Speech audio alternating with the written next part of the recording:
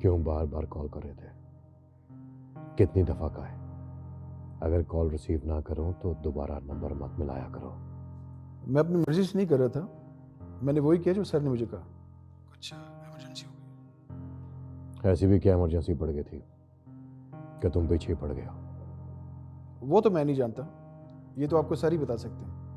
उन्होंने फ़ौरन आपको मिलने के लिए बुलाया, कोई बहुत ही ज़रूरी बात करनी है आपसे।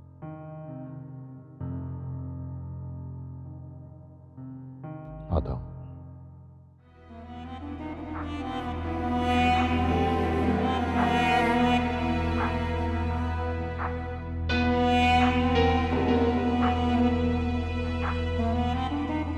जरा बैठ बैठ।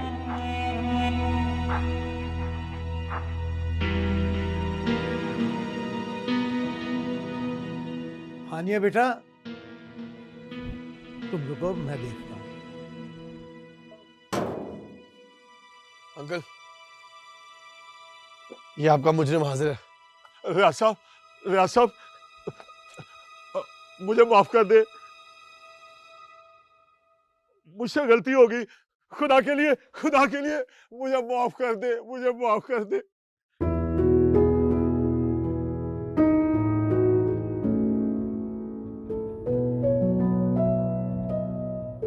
खुदा के लिए सिर्फ एक बार माफ कर दे मुझे, सिर्फ एक बार।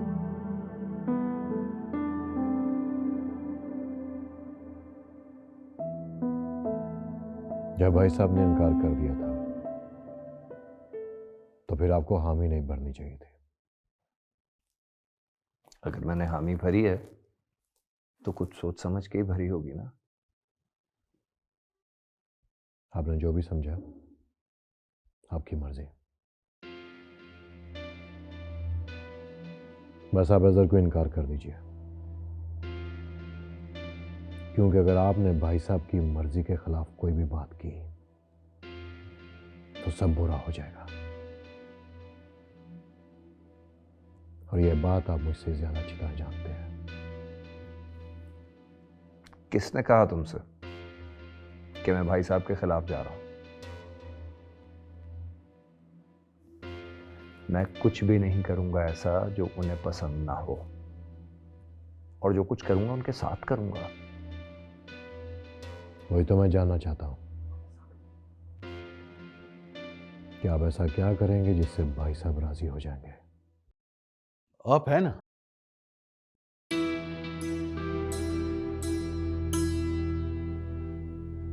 क्या मतलब है तुम्हारा? तुम राजी करोगे भाई साहब को?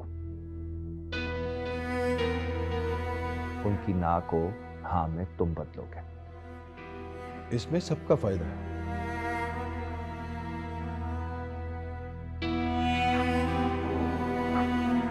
मुझे कोई फायदा नहीं चाहिए। अगर भाई साहब ने इनकार कर दिया तो समझो मैंने भी इनकार कर दिया है। बेवकूफ़ी कर रहे हैं आप, ऐसे मौके बार बार नहीं मिलते। अब तो मुझे समझाओगे कि मुझे क्या करना है। अपने कद के मुताबिक बात किया करो। दोबारा नहीं बोलूंगा मैं। फैयाज, कितनी बार तुम्हें समझाया है, जहां जरूरत नहीं वहां क्यों बात करते हो? माजरत करो। सॉरी।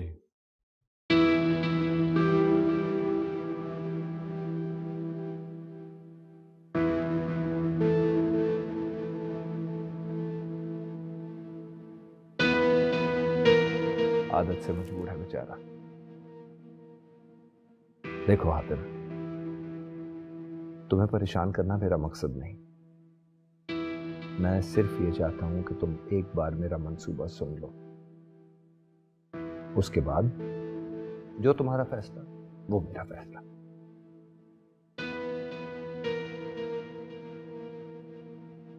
अजहर से मुलाकात करने से ये फायदा होगा कि बस्ती हमारे हाथ आ जाएगी। जब वहां पे डेवलपमेंट होगी तो हम उन्हें दूसरी रिहाइश देंगे, आसाइशें देंगे, बेहतर जिंदगी देंगे। भाई साहब का नाम ऊंचा होगा, तुम्हारा नाम ऊंचा होगा। मेरी बात को समझने की कोशिश करो। ये सब मैंने पहले से सोच रखा है।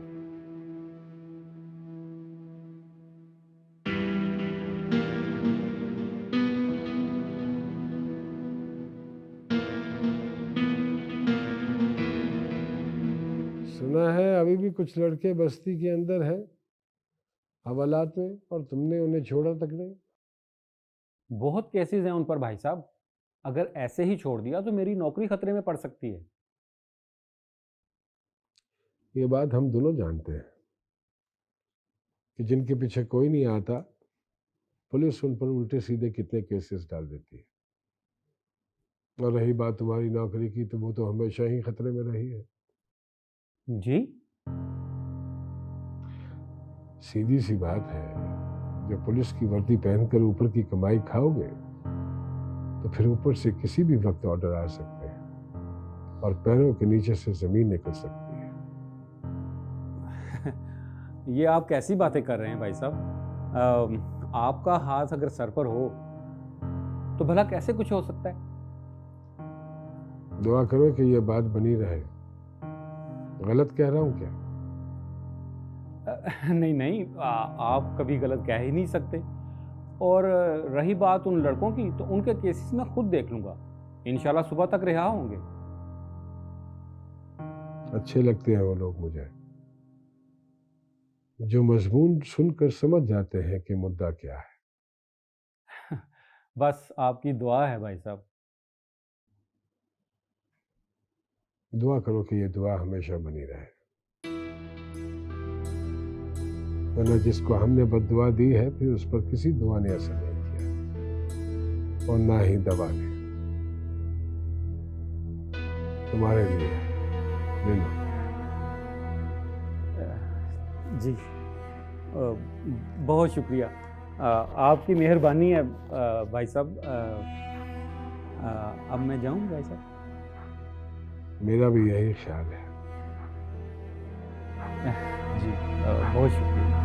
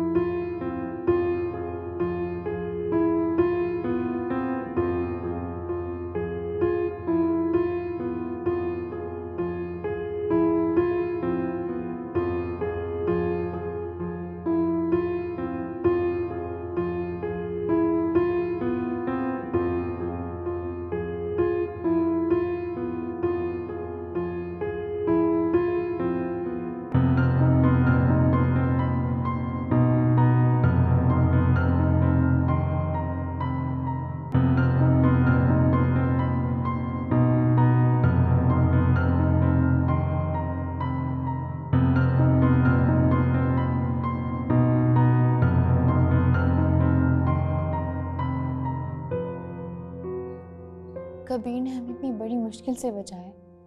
अब्बू, आपको उसका शुक्रिया अदा करना चाहिए था। आपने उल्टा उसे बेइज्जत करके निकाल दिया। ठीक नहीं किया है आपने। ठीक तो तुमने नहीं किया। मेरी बगैर इजाज़त इतनी बड़ी सिचुएशन में इन्वॉल्व किया उसे। क्यों मांगी थी उससे मदद? मेरी तो उससे बात तक नहीं हुई। मुझे नहीं पता उसे कैसे पता लगा। क्यों झूठ बोल रही हो? तुम्हारे अलावा किससे पता चल सकता है उसे?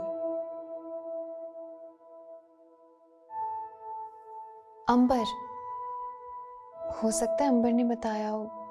मेरी इस हवाले से अंबर से बात हुई थी। अच्छा छोड़े ना अब्बू, अब अपना मूड ठीक कर ले। जो हुआ जैसे हुआ, एटलीस्ट उस गुंडे से तो जान छूट गई ना हमारी। इसी बात की तो टेंशन है। एक छोटे गुंडे से जान छूट गई है और एक बड़े गुंडे के बेटे ने हमारे घर का रास्ता देख लिया है। और अब देख लेना, उसकी बजाय वो आया करेगा हमें तंग करने के लिए घर पे। आप क्यों फिक्रमंद हो रहे हैं? कबीर क्यों आएगा घर? कोई भी नहीं आएगा, आप परेशान मत हो। देखो हानिया बेटा, एक बात याद रखना, उस लड़के से दूर रहना। कोई ऐसा काम ना करना कि वो दोबारा हमारे घर आए, और अगर वो आया तो फिर अगली बार मेरा रवैया और अंदाज अलहदा होगा।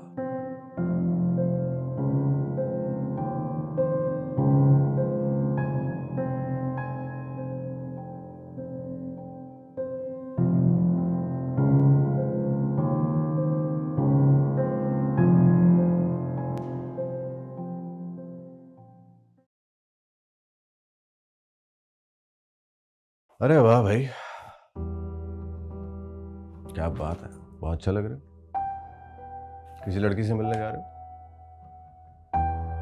कभी कोई सीधी बात भी कर लिया करे। चलो सीधी बात कर लेते हैं। कोई लड़की पसंद की क्या? अब ये कैसा सवाल है?